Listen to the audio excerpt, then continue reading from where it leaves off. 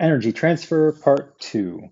In this scenario, we're going to have in blue some kinetic energy, in green gravitational potential energy, in cyan chemical potential energy, and in orange some thermal energy.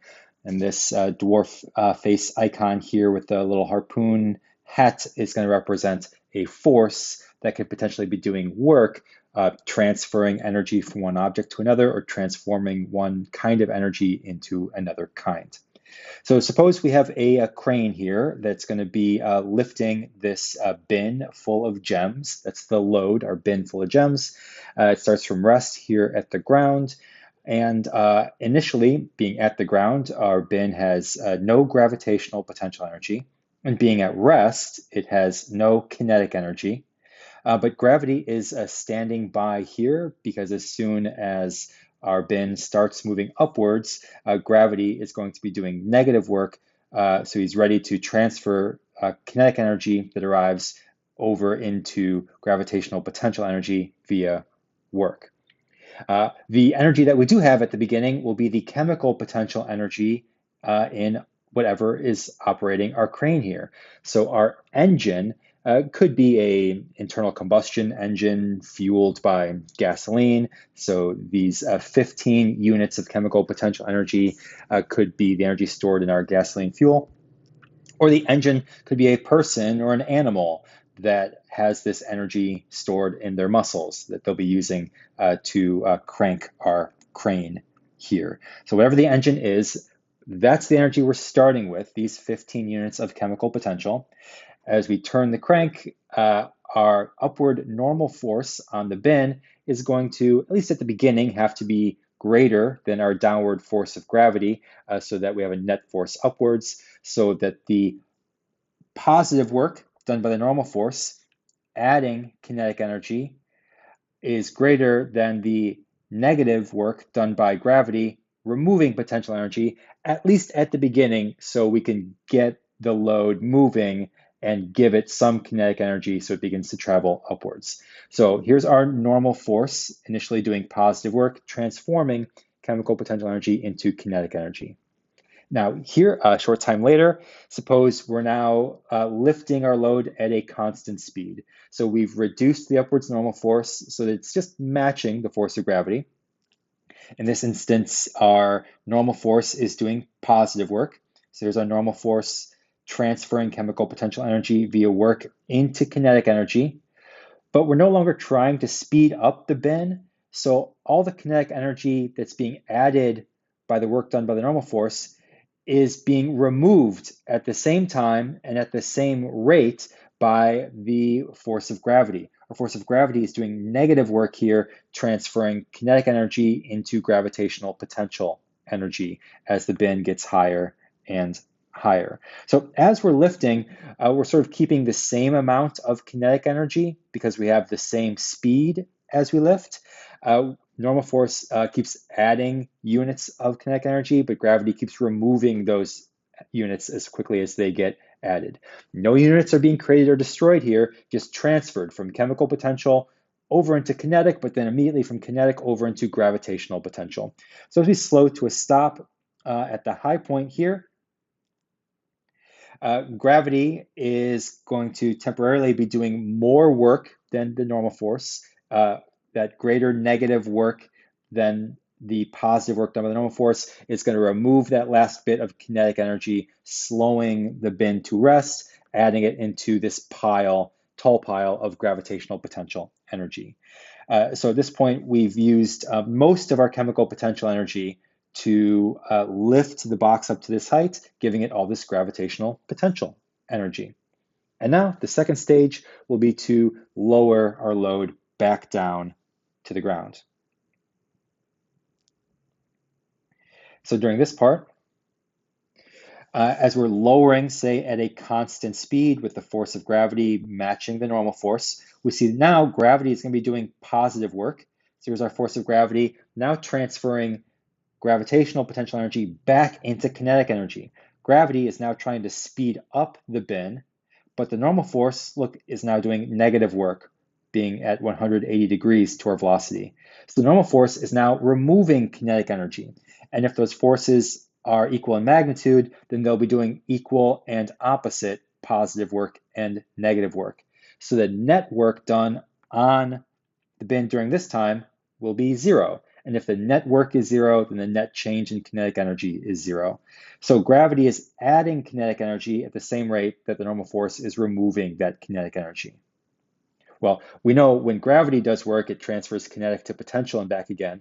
But our normal force here, when it removes that kinetic energy, it's not going to be turning it back into chemical potential energy. You're not going to be refueling your engine over here. Instead, the kinetic energy that it's removing is going to have to be dissipated as heat in our braking mechanisms somewhere throughout our machinery here, somewhere throughout our engine.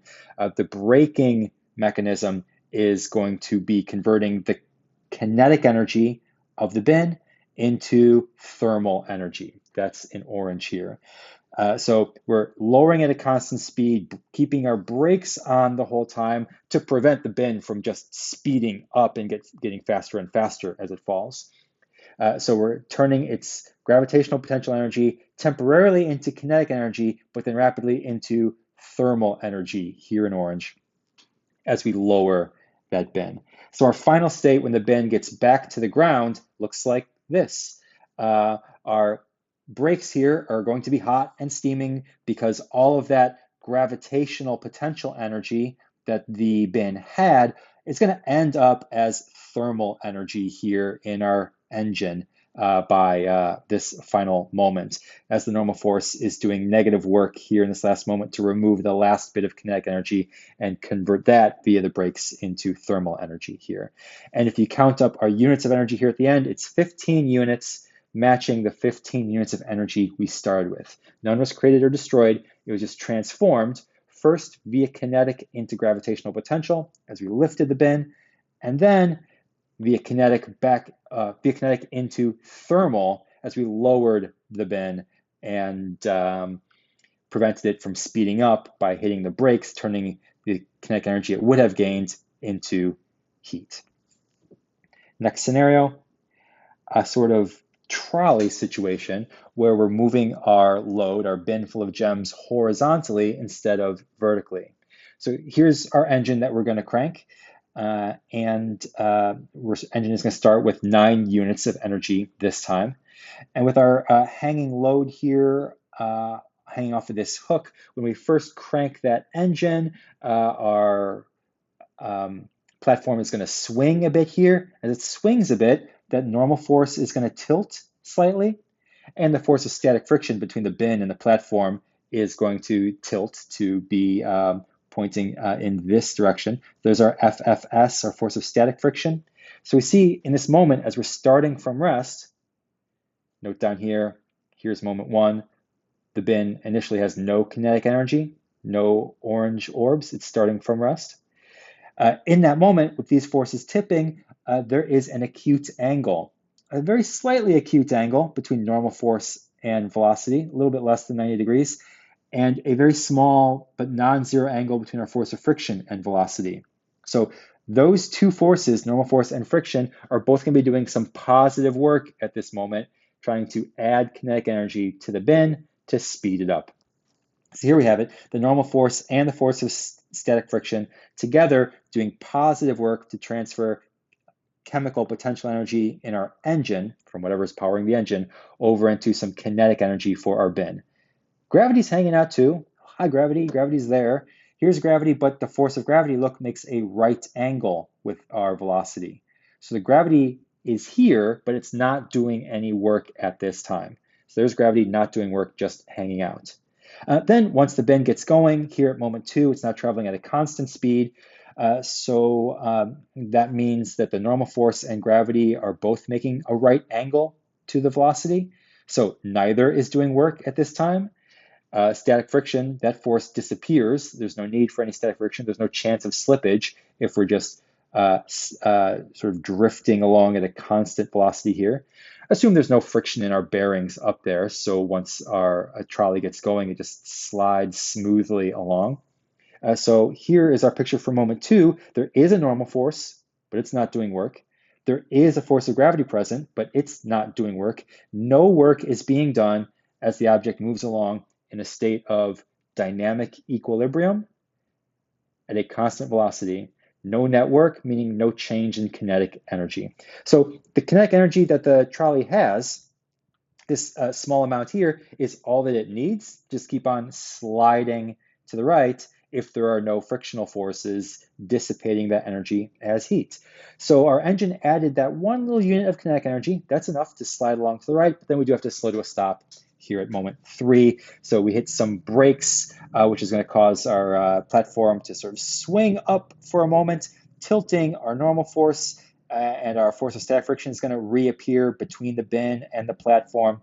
So those two forces there, now see how they're going to be doing negative work when compared against this velocity. That's an obtuse angle there and an obtuse angle there. So both of them are doing negative work at this time.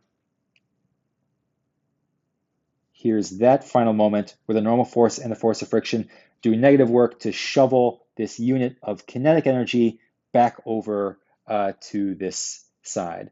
They can't change it into chemical potential energy. It's not going to be usable again. These brakes are just going to convert it into thermal energy. There's a little bit of thermal energy there. So this kinetic energy ends up as thermal energy in the brakes when we slow to a stop at the end. And gravity's still just hanging out, not doing any work even here at the end. Still a right angle between gravity and velocity. So throughout this whole story, the force of gravity was present, but it was doing zero work because it remained at a right angle to the velocity. A lesson here is how much easier it is to move objects horizontally than vertically. Look, through this story, we had to take all of this chemical potential energy to lift the load up and bring it back down, and we are going to convert all that chemical potential energy into thermal energy here by the end. We lost all of that chemical potential energy as thermal. Here, to move horizontally, we only had to add a small amount of kinetic energy, and that small amount gets turned into thermal by the end, but it was much more energy efficient. We didn't have to add any gravitational potential energy while moving strictly horizontally.